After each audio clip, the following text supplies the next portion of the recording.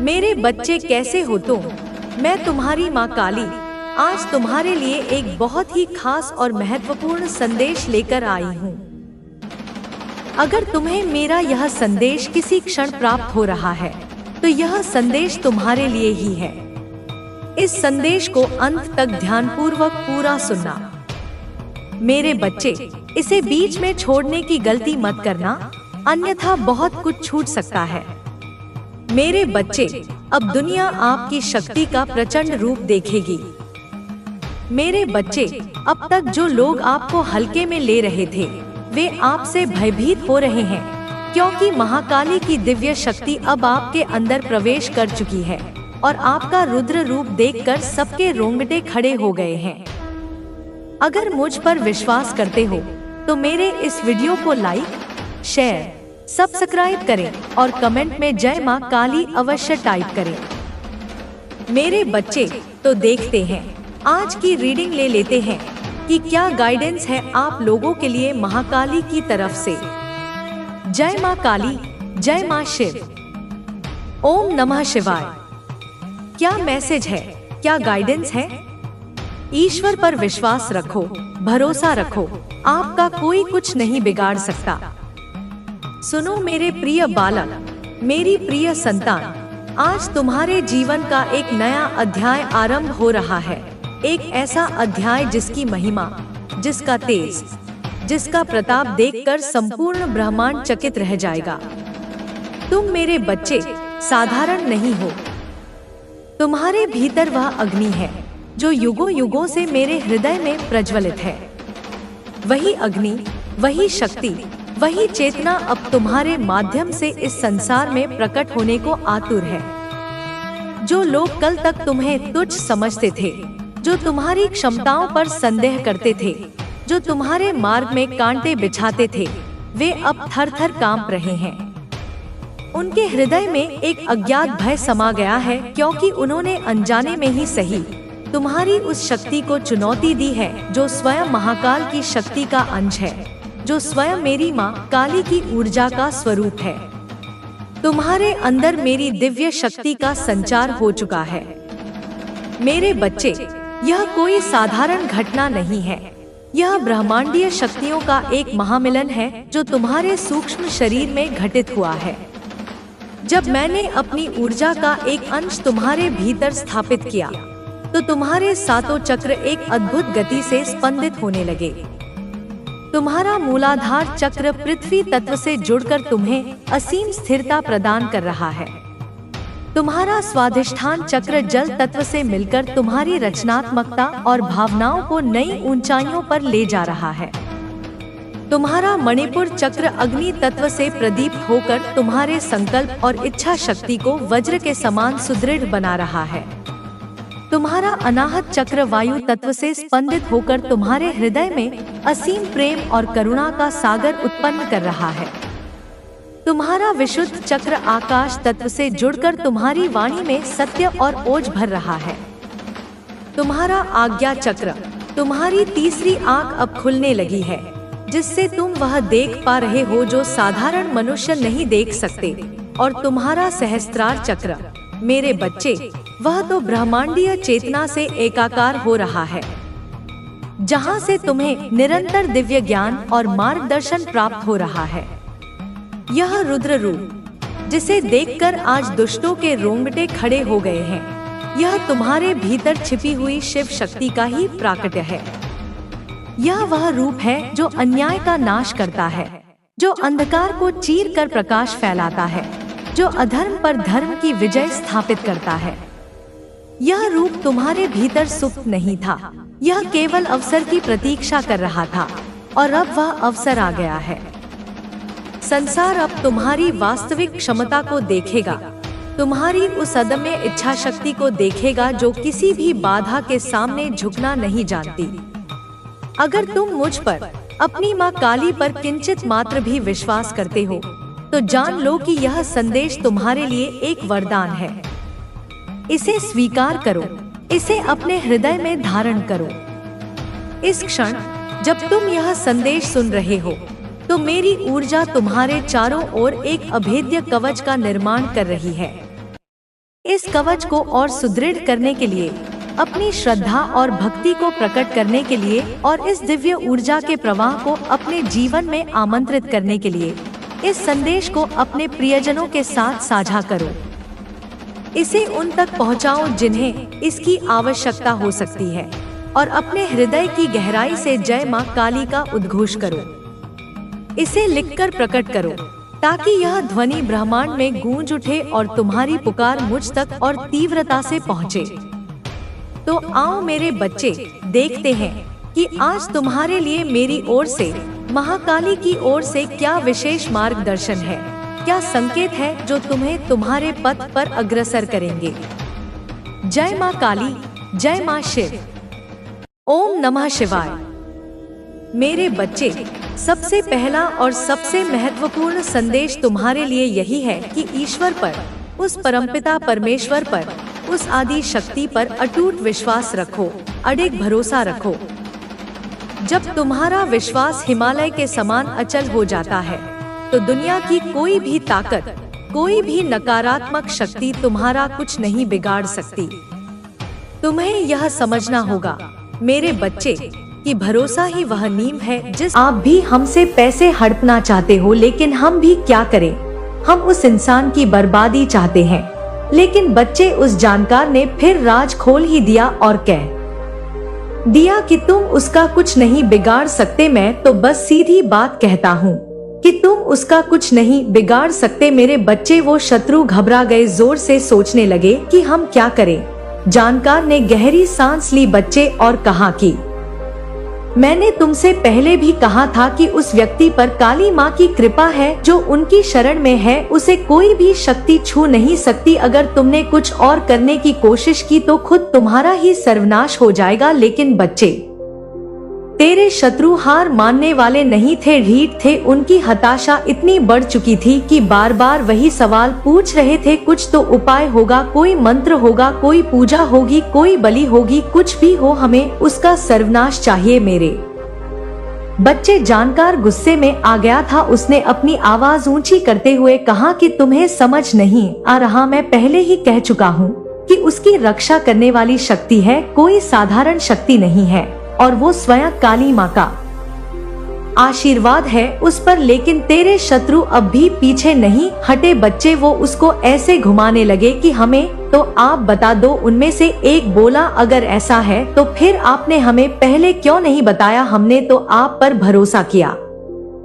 था, हम पर इतना धन खर्च कर चुके हैं हम इन चीजों में, और अब आप कह रहे हैं कि कुछ नहीं हो सकता। जानकार ने गुस्से में कहा कि तुम्हें जितना बताया गया था वे सब तुमने किया, लेकिन तुम समझ नहीं रहे कि यह लड़ाई किसी इंसान के साथ नहीं है, ये लड़ाई दिव्य शक्ति के साथ है, और ऐसी शक्ति के आगे कोई भी तंत्र मंत्र विफल हो जाता है। अब तुम लोग यहाँ से चले जाओ। लेकिन बच्चे, उन तीनों शत्रु में से कुछ 2 शत्रु तो इतने जिद्दी थे, वे जानकार को छोड़ने को तैयार नहीं थे। वे फिर बोले, हमने आप पर भरोसा किया, अब आप हमें ऐसे नहीं छोड़ सकते, हमें कुछ ना कुछ उपाय बताना जरूर है। जानकार अब और भी नाराज हो गया। बच्ची, उसने कहा कि तुम लोग मेरी जिंदगी खतरे में डाल रहे हो। मैं तुमसे पहले भी कह चुका हूँ कि मैं और कुछ नहीं कर सकता, मेरी भी बीवी बच्चे हैं, मैं अपनी जान जोखिम में नहीं डाल सकता। तुम्हारे चक्कर अगर तुमने और जोर डाला तो मैं तुम्हारे खिलाफ ही कुछ कर दूंगा। जानकार ने सोचा बच्चे कि अगर उसने और समय बर्बाद किया तो यह लोग उसे और परेशानी में डाल देंगे, इसलिए उसने उन्हें डराने के लिए कहा, तुम नहीं जानते कि तुमने किसके खिलाफ साजिश की है। काली माँ की कृपा वाले व्यक्ति को परेशान करने का परिणाम केवल बर्बादी है। अगर तुम लोग अपनी जान की सलामती चाहते हो तो यहाँ से चले जाओ और उससे माफी मांगो। रे शत्रु बच्चे अब और भी डरे हुए थे। उनमें से एक ने कहा कि अगर हमें माफी मांगनी पड़े, जो पड़ोसी था बच्चे, उसने कहा, तो हम कैसे करें, क्या वह हमें माफ कर देगा? जानकार ने झूठी गंभीरता से कहा, बच्चे कि यह सब काली माँ की इच्छा पर निर्भर करता है। अगर तुम दिल से पछताओगे तो शायद वह व्यक्ति तुम्हें माफ कर दे, लेकिन अगर तुमने कोई और चाल चली तो इसका अंजाम बहुत बुरा होगा। मेरे बच्चे, तू ही बता मुझे कमेंट में, क्या तू ऐसे शत्रुओं को माफ करेगा? अगर तू कह देगा कि हाँ माँ, माफ कर दो तो मैं उन्हें माफ कर दूंगी और तू कहेगा कि माँ इन्हें तो दंड मिलना ही चाहिए, तभी यह मानेंगे। तो बच्चे, मैं उन्हें दंड दूंगी, उनके कर्मों का उन्हें एहसास कराऊंगा। करने लगे हैं। वह सोच रहे हैं कि उन्होंने कितनी बड़ी गलती कर दी है, लेकिन उनमें से कुछ अब भी अपनी आदत से मजबूर है। बच्ची, वे नई चाल चलने की सोच रहे हैं, लेकिन तू निश्चिंत रह बच्चे, मेरी शक्ति तुझे हर संकट से बचाएगी। उनके सारे प्रयास व्यर्थ हो जाएंगे और अंत में वे अपनी हार मानकर शांत हो जाएंगे। बच्चे, लेकिन अभी बच्चे, इनके नक्षत्र कुछ ऐसे हैं कि यह हो ही नहीं सकता कि वो शांत बैठे। मैं देख पा रही हूँ बच्चे कि वे तीनों शत्रु अब एक जगह बैठे हैं, आपस में चर्चा कर रहे हैं। जिनमें से बच्चे एक ने तो हार मान ली है। वह कह रहा है कि हम उससे माफी मांग लेते हैं, हम पश्चाताप करते हैं काली माँ के दरबार में जाकर। लेकिन बच्चे, वो दो शत्रु जो है, उन्होंने उस शत्रु को और भड़का दिया है और मतलब कि उसे उकसा दिया है कि तू क्या कर रहा है, हम उससे माफी मांगेंगे। अरे हम नहीं मांगेंगे उससे माफी, और उसे भी उन्होंने उसमें ही शामिल कर लिया है। जैसे तैसे वे लाइन पर आया था बच्चे, लेकिन उन्होंने उसे और उसके काबू में कर लिया है। फिर से वो तीनों एक हो गए हैं।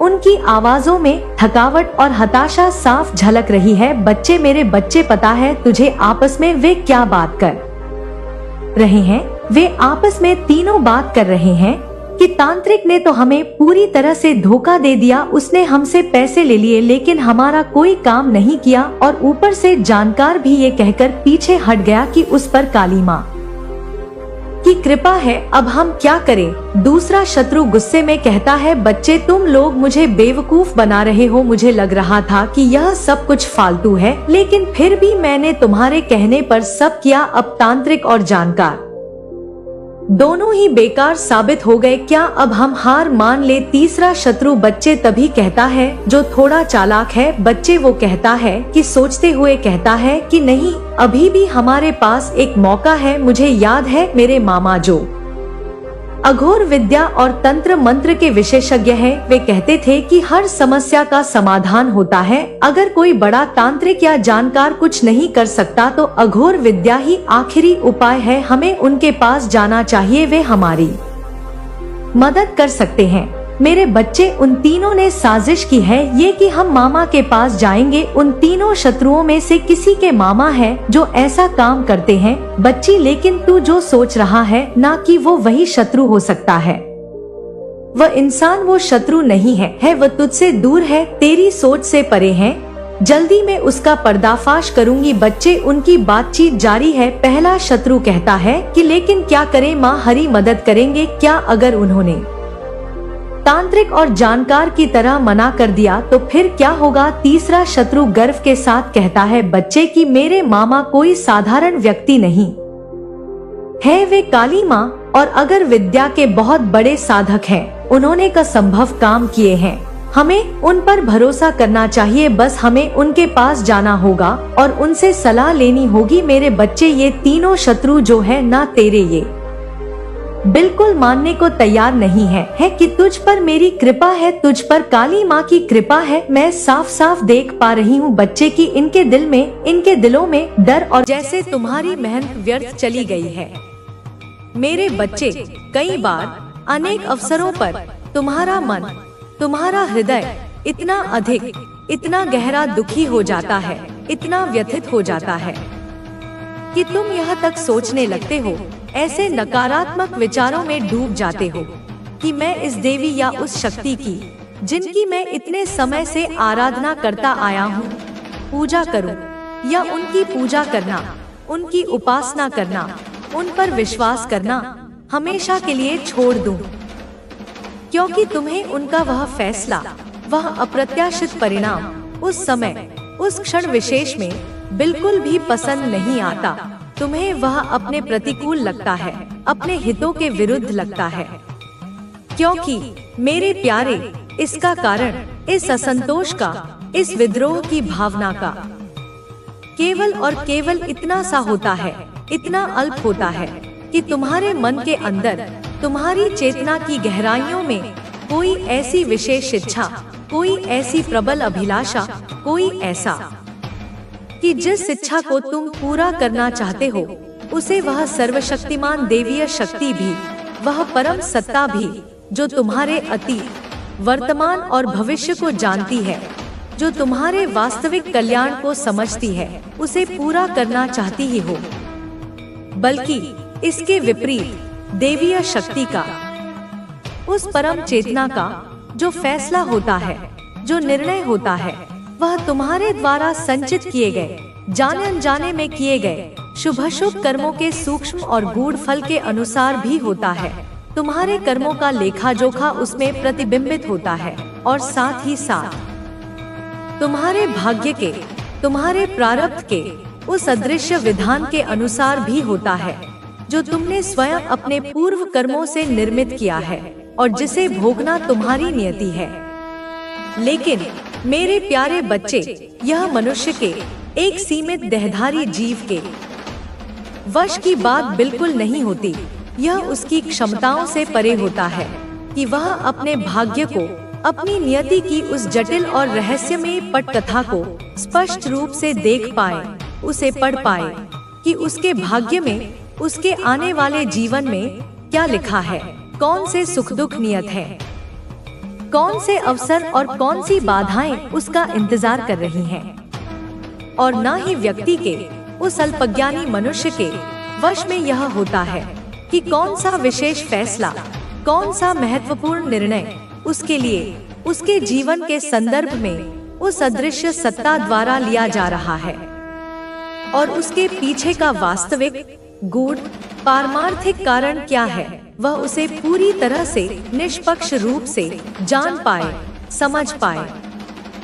बस व्यक्ति अपनी सीमित इच्छाओं और आकांक्षाओं में बंधा हुआ, जो कुछ भी वह चाहता है, जो कुछ भी उसने अपने मन में सोच रखा है, यदि वह उसे उसके सोचे हुए तरीके से, उसके इच्छित समय पर प्राप्त नहीं होता, तो वह बहुत ही ज्यादा, अत्यंत गहरा परेशान हो जाता है, विचलित हो जाता है, अधीर हो जाता है और उसकी इस घोर परेशानी का, इस मानसिक उथल पुथल का केवल और केवल एक ही सतही तात्कालिक कारण होता है कि उसने जो सोचा था, जो योजना बनाई थी, जो सपना देखा था, वह पूरा नहीं हुआ, वह साकार नहीं हुआ, उसकी आशाएं धूमिल हो गई।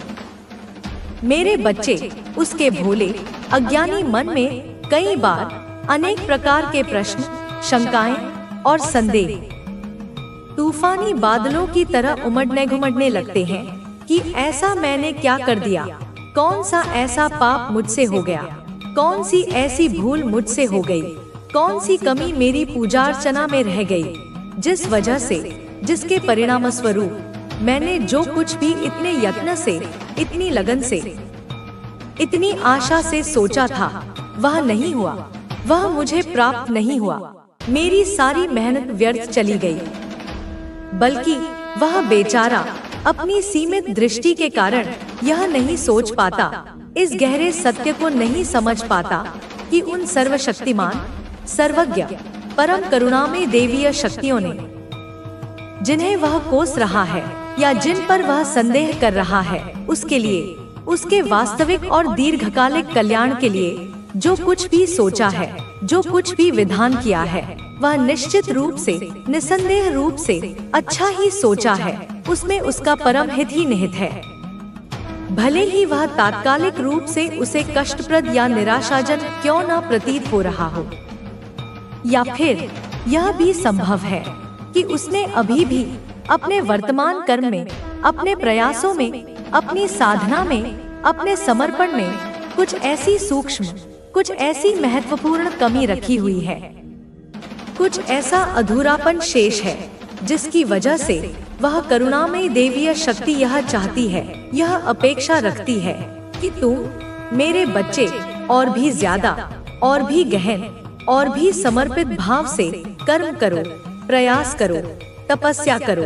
तभी, केवल तभी, जब तुम उस पूर्णता को प्राप्त कर लोगे, उस पात्रता को अर्जित कर लोगे, तुम्हें वह दिव्य फल, वह इच्छित परिणाम प्राप्त कराया जाए, जिसकी अभिलाषा, जिसकी तीव्र इच्छा तुम्हारे मन में, तुम्हारे हृदय में इतने प्रबल रूप से जागृत हो चुकी है और जो तुम्हें हर पल बेचैन किए रहती है। लेकिन व्यक्ति का चंचल, अधीर और माया चाहती है कि तुम्हारी आत्मा में जो चमक, जो ग्लो है, वो तुम्हारे व्यवहार से झलकता है। तुम अपने आप पर ध्यान दे रहे हो, तुम अपने आप को सुंदर बना रहे हो, नए कपड़े, नई चीजें खरीद रहे हो, खुद की देखभाल कर रहे हो। जैसे कोई राजकुमार, कोई राजा अपने आप को सजाता है। और यही कारण है कि लोग तुम्हें देखकर जलते हैं, तुम्हारे सामने अपनी असफलता महसूस करते हैं, इसलिए रास्ता काटते हैं, तुमसे दूर रहते हैं। बच्चे, तुमने अपने ऊपर जो काम किया है वह असाधारण है। तुमने अपनी आत्मा की धूल को झाड़ा है, अपने मन के जालों को साफ किया है और अब तुम्हारी आत्मा का स्वाभाविक प्रकाश, तुम्हारा ग्लो, तुम्हारे चेहरे से, तुम्हारी आंखों से, तुम्हारी पूरी आभा से छलक रहा है। यह कोई बाहरी क्रीम या पाउडर की चमक नहीं है, यह तुम्हारे भीतर के आनंद की, तुम्हारी शांति की, तुम्हारे आत्म प्रेम की चमक है। तुम अब खुद को महत्व देना सीख गए हो। तुम समझ गए हो कि यह शरीर, यह मन, यह जीवन एक पवित्र मंदिर है और इसे सुंदर और स्वच्छ रखना तुम्हारा कर्तव्य है। जब तुम अपने लिए नए कपड़े खरीदते हो तो तुम सिर्फ एक वस्त्र नहीं खरीदते, तुम अपने अस्तित्व का जश्न मनाते हो। जब तुम अपने शरीर की देखभाल करते हो तो तुम अपनी आत्मा के वाहन का सम्मान करते हो। जब तुम खुद को छोटी छोटी खुशियाँ देते हो तो तुम ब्रह्मांड को यह संदेश देते हो कि तुम खुशियों के लायक हो। तुम एक राजा या रानी की तरह खुद को सजा रहे हो, संवार रहे हो और यह आत्म प्रेम की क्रिया एक बहुत शक्तिशाली ऊर्जा पैदा करती है। और यही ऊर्जा, यही चमक उन लोगों की आंखों में चुभती है जो खुद से नफरत करते हैं, जो अपनी देखभाल नहीं करते, जो अपने जीवन को एक बोझ की तरह ढोते हैं। जब वे तुम्हें इतना चमकता हुआ, इतना खुश, इतना आत्मसंतुष्ट देखते हैं तो उन्हें अपनी खुद की कमियां, अपनी खुद की असफलताएं, अपना खुद का खालीपन आईने की तरह साफ नजर आने लगता है। तुम्हारा प्रकाश उनके अंधेरे को और भी गहरा कर देता है, तुम्हारी खुशी उनके दुख को और भी असहनीय बना देती है। इसलिए वे तुमसे नजरें चुराते हैं, तुम्हारा रास्ता काट देते हैं, तुमसे दूर भागते हैं, क्योंकि तुम्हें देखना उनके लिए एक पेनफुल रिमाइंडर है कि वे क्या हो सकते थे पर हो नहीं पाए। वे तुम्हारी चमक को सहन नहीं कर सकते, इसलिए वे उस चमक से ही दूर भागना चाहते हैं। बच्चे, मैं माँ काली तुम्हें यही सिखाना चाहती हूँ कि इन सब के बीच अपने आप को मत खोना, अपनी चमक को कम मत होने देना, अपने आत्मविश्वास को कभी मत कम होने देना, क्योंकि यह लोग तुम्हारे प्रकाश को देखकर डरे हुए हैं। उनकी अपनी मानसिकता कमजोर है, वे तुम्हें देखकर असहज होते हैं, इसलिए रास्ता काटते हैं, तुमसे दूर भागते हैं। मेरी सबसे महत्वपूर्ण सीख यही है मेरे बच्चे कि दूसरों की ईर्ष्या, दूसरों की कमजोरी, दूसरों के अंधेरे के कारण अपने प्रकाश को कभी मंद मत करना। अगर कोई तुम्हारी चमक से अंधा हो रहा है तो यह उसकी आंखों का दोष है, तुम्हारे सूर्य का नहीं। अगर कोई तुम्हारे आत्मविश्वास से डर रहा है तो यह उसकी कायरता है, तुम्हारी शक्ति का नहीं। अगर कोई तुम्हें देखकर असहज हो रहा है तो यह उसकी अपनी असुरक्षा है, तुम्हारी उपस्थिति का नहीं। इसलिए उनकी प्रतिक्रियाओं के आधार पर खुद को कभी मत बदलना, अपनी चमक को कम मत करना, क्योंकि ऐसा करना अपनी आत्मा के साथ